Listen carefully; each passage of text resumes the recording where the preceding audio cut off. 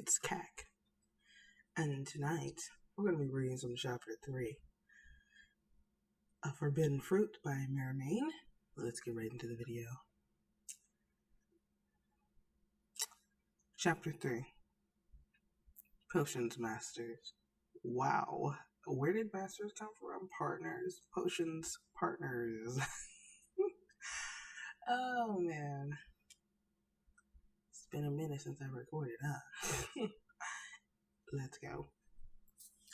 Hermione felt surrounded in some surreal muggle sci-fi movie.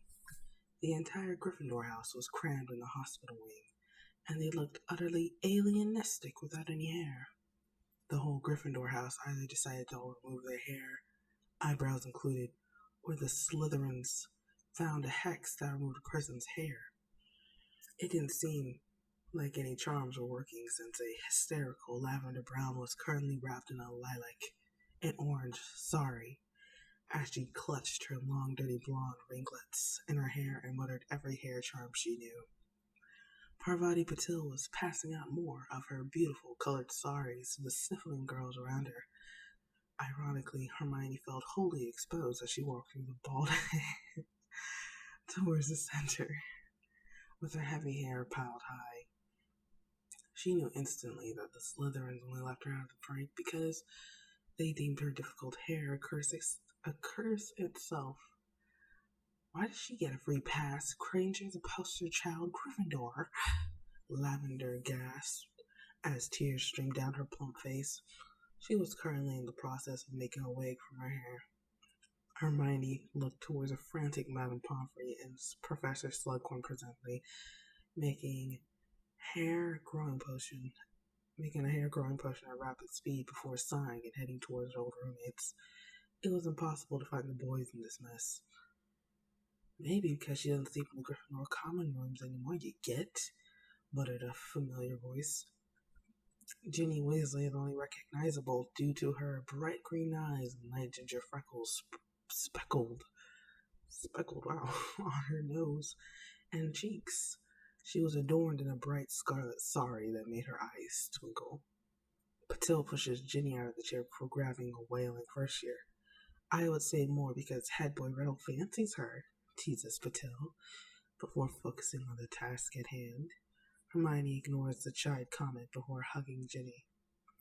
How did this happen, Jen? Hermione whispered. She was trying not to laugh at a fourth-year boy who was mourning over the death of his budding mustache. Ginny smiles at her ill attempts before patting the spot beside her. Hermione sits before pulling her wand out. I remember going to bed with my hair and waking up completely. Well, you see, and I do mean hairless everywhere. I seriously might have to force the spell out of Zabini on the Quidditch pitch. I'm baby smooth down there. Ginny raises her non-existent eyebrows in exaggeration. Hermione giggles before concealing her laugh at the angered Lavender. Hey, Jen, where are the boys? They went off to find Malfoy, Ginny says, and Hermione curses under her breath before putting her wand at the center of Ginny's forehead. Crinus Crescenta, mutters Hermione, and she smiles seconds later as bright red hair sprouts from Ginny's head in long waves. Her entire frame dwarfed from the amount of hair on her shoulders. You are honestly the most brilliant witch to ever grace these halls, Hermione. What spell was that?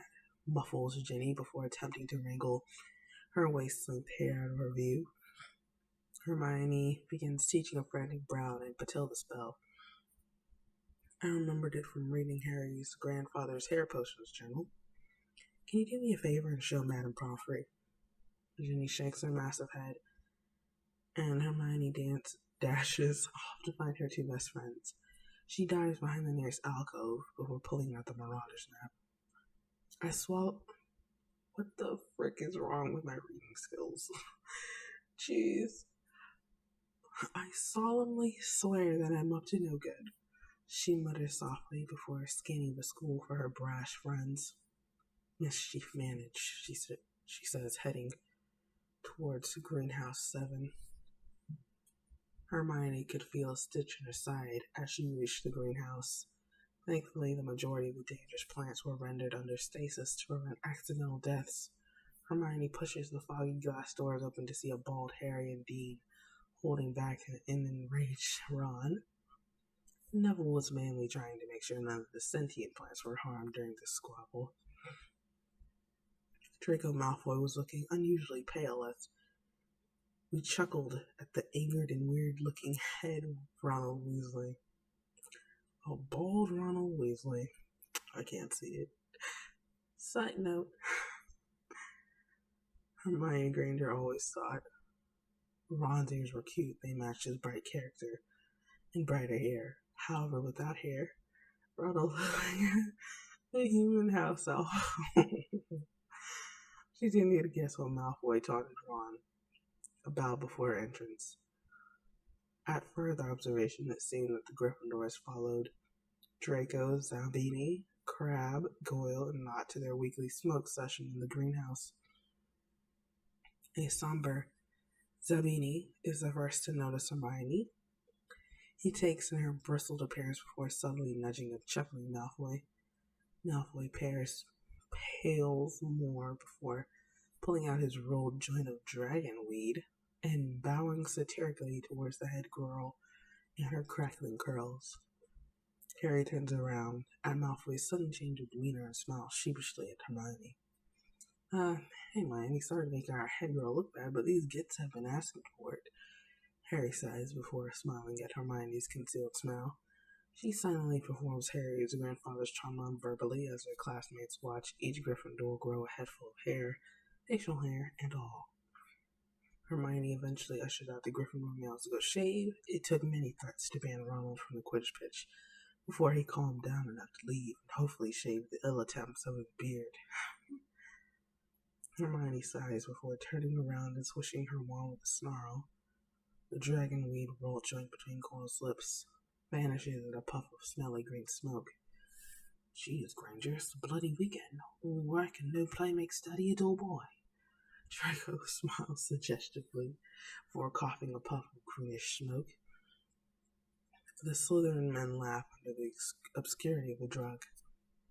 Hermione sneers her face at the hacking cough of Crabbe before staring back at Malfoy with no amount of patience to give.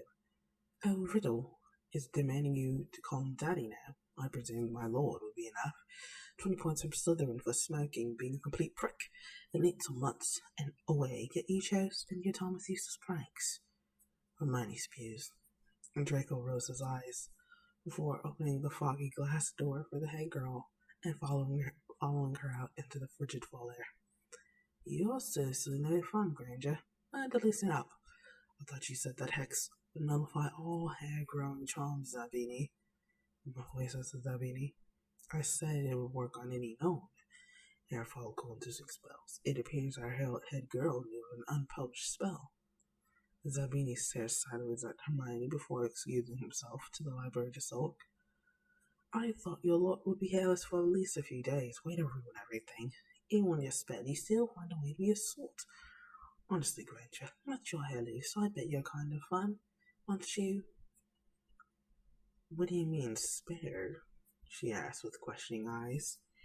Draco curses softly before nodding for the rest of the southern boys to head into the castle. He then stares at the tall witch before him. I meant since you're head girl, we obviously spared you the humiliation of being bold and then having to go back to that. He motions to the curling mass of hair piled on top of her head. Hermione steps closer to Malfoy, and his jaw tenses at her gaze. Malfoy, remember our third year? Let's not have a repeat. She narrows her eyes before crossing her arms over her tight maroon turtleneck. Draco stares at her full chest before finally groaning into the leaf-scented air. You two are obviously meant for each other with a threatening alone, he mutters before turning up his dark wool hood and said, Ask your new potions partner, Riddle. He's most likely on the 4th floor of the library. He likes to think there. Draco bows before giving one of his heart-swinging smiles and running towards the heated castle. Okay, chapter 3 is up. It's been a little bit since I recorded reading, and it's just I could definitely do better. I pre-recorded 4 and 5. To be honest, I pre-recorded 4 and 5 without checking to make sure that I recorded chapter 3, and I'm like, oh my gosh, I need to do chapter 3 before I post chapters 4 and 5. And 4 and 5 is in one video, so it's completely edited. And then there's a crack fanfiction that needs to be edited, but yeah. Anyways, this channel sets chill vibes all day, every day. So stay chilly.